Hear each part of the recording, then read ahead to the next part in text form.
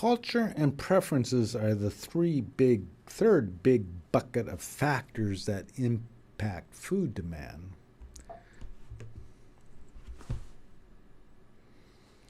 Culture and preferences are the third big bucket that impacts food demand.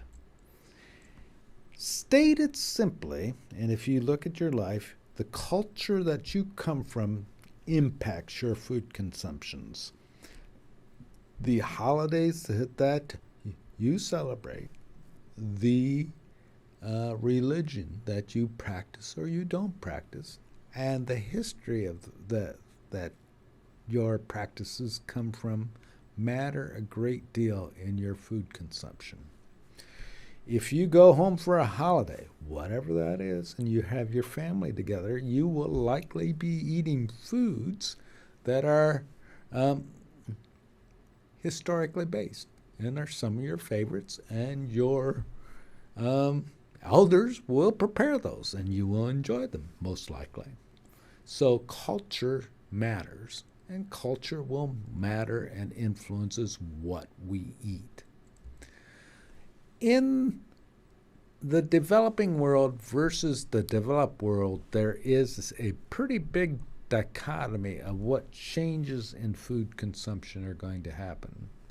In the developing world, such as China, India, and the rest of the developing world, they're going to get more calories, and that will typically come from protein, with important differences.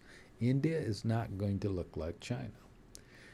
In the developed world, we have reached the saturation point, but our food consumption will shift around a bit, and that, if you look at developed worlds, what matters more, or what people get concerned about, are food characteristics, what their food looks like, health considerations, and the safety of the food.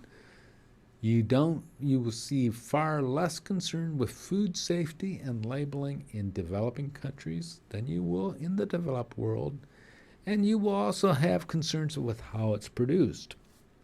In the developed world, U.S., Western Europe, we get concerned with, for example, organic production and sustainable production.